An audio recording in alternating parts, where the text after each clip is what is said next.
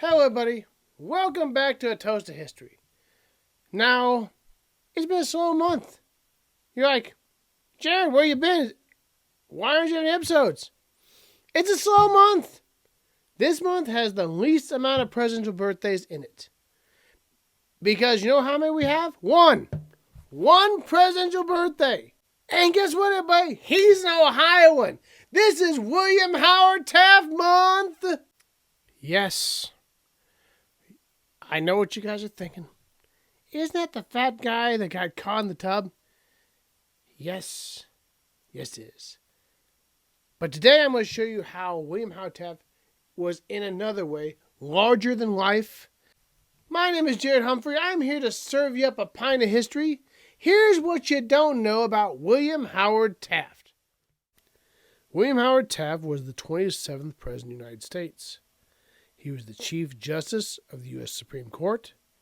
He was U.S. Secretary of War, First Provisional Governor of Cuba, Governor General of the Philippines, Judge of the U.S. Court of Appeals, and Solicitor General of the U.S. Taft's early life, everybody knows him as a big guy. But he is also a very smart guy. This man graduates from Yale University. Yale. Still kind of a big deal to graduate from Yale University today. A lot of smart people come out of there. One of the greatest law schools in the land. This man comes out second in his class. Second in his class. One dude beat him. Bet you that was a smart dude. Love to follow and do an episode on him. Be like, what did you do? This guy became president. His father, he served as Secretary of War under Ulysses S. Grant. So, comes full circle. He serves as Secretary of War under Theodore Roosevelt. You know Teddy? He's kind of a big deal as well. We're going to get to him. They become best friends. He also marries his wife, which he calls Nellie, and they have 3 children. Second in your class, man? Well, you know, hey, someone's got to be first, someone's got to be second. But you know what, Bill? I tell you what he didn't do. He didn't become president. We don't know his name up in here. So I think you edged him in the end. This man is a utility infielder, basically, for the presidency. Under William McKinley, under Roosevelt. Basically, the president says, I need to appoint you for this place. And he goes, takes care of it. I need you over here. This. And he is reliable. He says, yes, sir, goes, and he gets the job done, and he does a good job, and he's very intelligent, and he works well with others. So, basically, presidents have used him in several different things. Theodore Roosevelt says, hey, this is my guy, this is my hand-picked successor, he's going to do a great job. And everybody's like, wow, we love Roosevelt. If it's good enough for Roosevelt, it's good enough for me. Where do I sign? Boom! And they vote for Taft. He wins with 52% of the vote. This man signs in New Mexico and Arizona as a state. So if you like your dry heat, you must like this guy, because this man brought in the dry heat in that southwest corner of this United States. This man lobbied for a future construction of a Supreme Courthouse. So that Supreme Courthouse you see now in Washington, D.C., this man got the ball rolling. Now, we all know of Theodore Roosevelt as a trust buster, looking for the common man over big business. This man put the Antitrust Act and doubled his trust bust over Roosevelt, the person before him. Breaking up monopolies, breaking up trusts.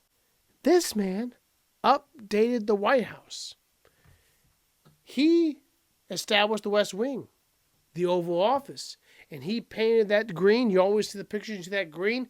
This man's the one who painted it. So thank this guy if you like it and you think it's pretty. Now, I know you established income tax. You thought it was cool to reach in my wallet and take money for work I do. We have some beef, man. But it's your birthday. I'm going to give you a pass. Because the law you wrote actually okay, makes sense. Everybody does a little bit for a common goal, which is the United States. But if you only knew what the tax laws look like today. 4 years later,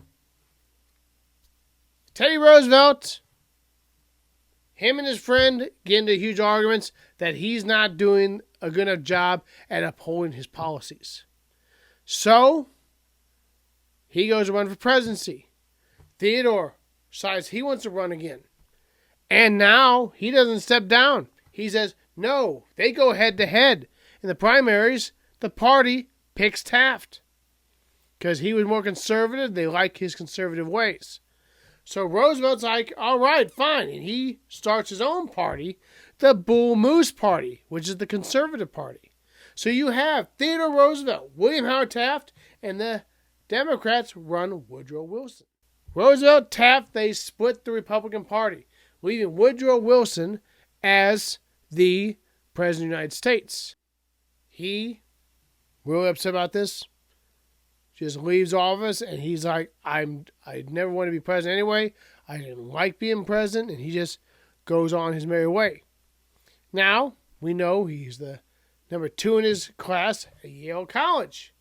So, Yale goes to him and says, hey, would you like to be a professor? You were number 2 in our class. And he's like, yes. They're like, come on down. We have a president as a professor at our college. He does pretty well. He is a very good judge. He was a judge in Ohio. He was a judge before he got into the political spectrum. He likes being a judge. That's what he likes to do. And his goal in life was always to be part of the Supreme Court. So he gets appointed to the Supreme Court. He raises to the head of the Supreme Court. He's the Chief Justice. He is the only president who has been a head of the judicial. No one else has ever done it. Because you know why? Judicial, you had to be part of the Supreme Court. To be part of the Supreme Court, you're in there for life. Right now, all these presidents now they're like, hey, I was president. And they sit back, hey, I was president, man. And they chill. They don't do anything. I know you do not like being presidency. I know they're really hard on you. We tend to be very hard on our presidents these days. And those days. But, losing 100 pounds and then becoming head of the Supreme Court, you did good, man. You did good. Now, here's some things in your history book that you did not know about William Howard Taft. One starts with a very unique female. This man was gifted Pauline Wayne. Jared, he was gifted a female? No, it's a cow. It's a female cow. He was gifted a very famous, very good dairy cow. Prize-winning dairy cow. There was a county fair, and he wanted to enter his prize dairy cow. Sent her off. Trains got exchanged, and for 2 days, his cow was missing. No one knew where she was at. Ended up finding her in Chicago, almost at a slaughterhouse. This president is the last president sporting the facial hair, baby. We got mustaches up in here, just like William Howard Taft. Now, come on, Joe. Bring it back. Bring it back. It couldn't hurt your approval rating. This man is the first president to be filmed in color. We all know of teddy bears. People made teddy bears because they liked Teddy Roosevelt, and they said, oh, Teddy, he's a hunter, teddy bears, and even today the teddy bear is a very big seller. To buy into this fame, William Howard Taft, they made Billy Possums. Any of you ever had a Billy Possum? They did not succeed very well. Yeah, Billy Possums tanked hard. If anybody out there has a Billy Possum, please send it in the show and we'll put it on for you. Put it on. But yeah, I doubt we're going to get any Billy Possums. Now, my favorite contribution of William Howard Taft. This man went to the opening day game of the Washington Senators in 1910. And he throws out the ceremonial first pitch. and every president after him has done this tradition. Now, there is a legend. People don't know if it's true in fact, but it's how tradition goes. Same game. Now, we all know when the president shows up, whether it's at Congress, a sporting event, concert, if the president shows up, everybody says, we present to you the President of the United States, and everybody stands and applauds. Same thing happened in this game. He comes in, President of the United States, William Howard Taft. So, same goes if a president leaves. Everybody stands and he leaves. In the 7th inning of this game, William Howard Taft's watching the game. He gets a cramp. 7th inning, he stands up. So everybody thinks, oh, the president's leaving. So everybody stands up. The president's leaving. Okay, let's applaud. But then he stretches and sits back down.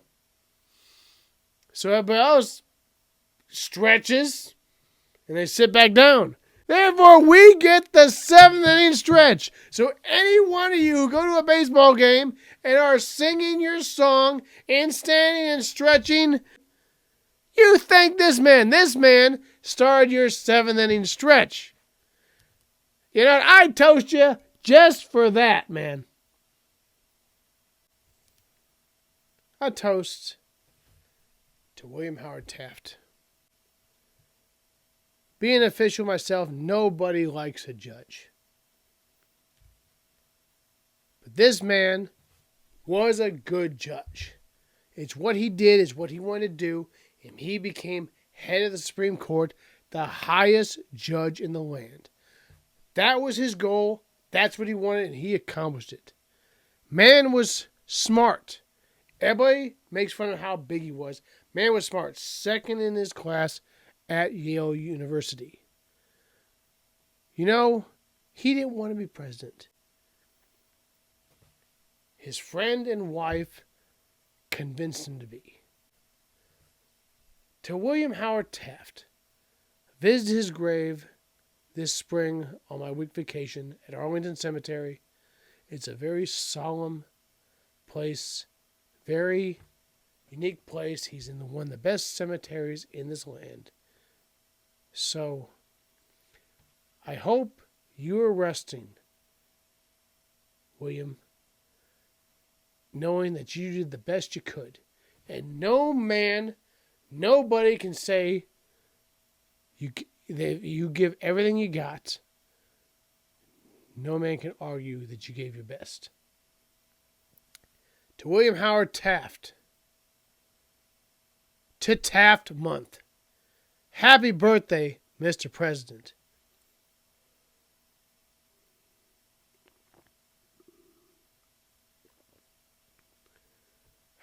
Now that's good history.